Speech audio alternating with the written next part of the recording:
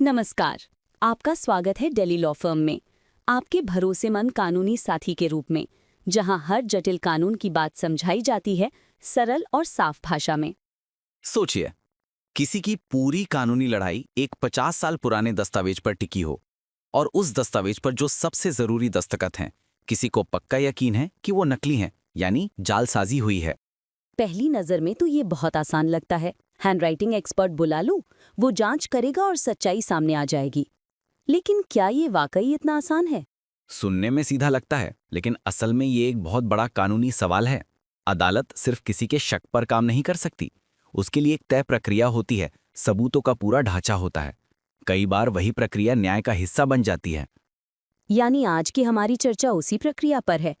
कब अदालत किसी एक्सपर्ट को बुला सकती है और कब नहीं? बिल्कुल। आज हम सुप्रीम कोर्ट के एक हालिया फैसले को समझेंगे, हुसैन बिन आवाज बनाम मित्तापल्ली वेंकटरमलु 2025, जो बताता है कि अदालत में लिखावट की जांच कब और कैसे हो सकती है। तो पहले ये बताइए, मामला क्या था? एक 50 साल पुराना जमीन का झगड़ा।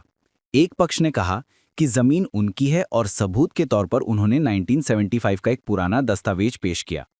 दूसरे पक्ष ने कहा, इन दस्तखतों पर शक है, ये जाली हैं।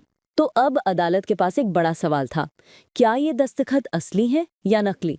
और जब जज खुद हैंडराइटिंग एक्सपर्ट नहीं है तो वे क्या करें? यहीं आता है भारतीय साक्ष्य अधिनियम की धारा 45, जो अदालत को अनुमति देती है कि वो विशेषज्ञों की राय ले, जैसे विज्ञान, कला या लिखावट के मामलों में। इसलिए हैंडराइटिंग एक्सपर्ट को इसी धारा 45 के तहत बुलाया जा सकता है। ठीक है, एक्सपर्ट को बुला लिया। अब वो उस विवादित दस्तखत की तुलना किससे करेगा? हवा में तो तुलना हो नहीं सकती। बहुत अच्छा सवाल। इसका जवाब है सेक्शन 73।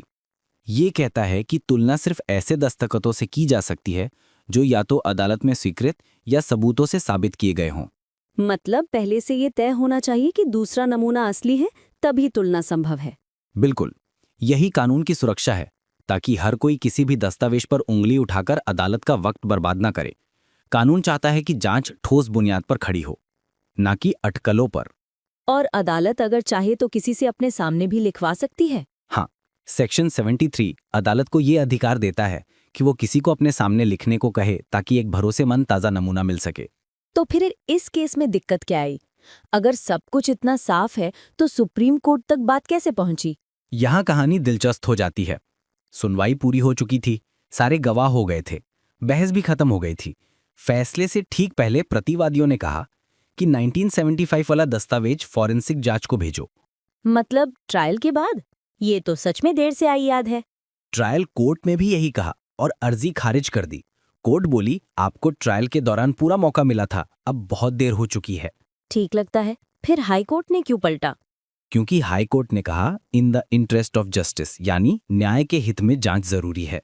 लेकिन सुनने में सही लगने वाला ये वाक्य कानूनी तौर पर कितना सही था? यहीं पर सुप्रीम कोर्ट ने साफ कहा, न्याय का हित कानून को तोड़ने का आधार नहीं हो सकता। न्याय सिर्फ सही नतीजा पाने में नहीं, बल्कि निष्पक्ष प्रक्रिया में भी निहित है। तो सुप्रीम कोर्ट ने किसका साथ दिया, भावना का या प्रक्रिया का? प्रक्रिया का।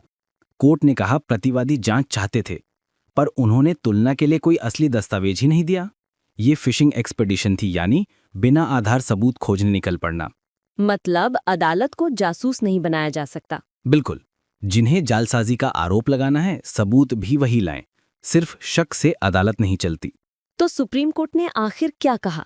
कोर्ट ने हाईकोर्ट का आदेश रद्द किया, ट्रायल कोर्ट का फैसला बहाल किया और कहा कि धारा 45 और 73 का प्रयोग केवल स्वीकृत या साबित दस्तावेज की तुलना के लिए किया जा सकता है। यानी बिना असली नमूना दिए जांच का हक नहीं। बिल्कुल। और साथ ही कोर्ट ने बर्डन ऑफ प्रूफ दोहराया। जो व्यक्ति दावा कर रहा है, वही अपनी बात साबित करेगा। मतलब अब जो लोग केस लंबा खींचने के लिए ऐसी मांगे करते हैं, उनके लिए रास्ता बंद। सही कहा आपने। ये फैसला अदालतों की कुशलता बढ़ाने वाला है। संदेश साफ है, अगर आप कहते हैं कि दस्तखत नकली हैं, तो तुलना के लिए असली नमूना लाना आपकी जिम्मेदारी है। पर एक बात सोचिए, आज तो दस्तावेज डिजिटल हैं, ई सिग्नेचर, बायोमेट्रिक, फिंगरप्रिंट।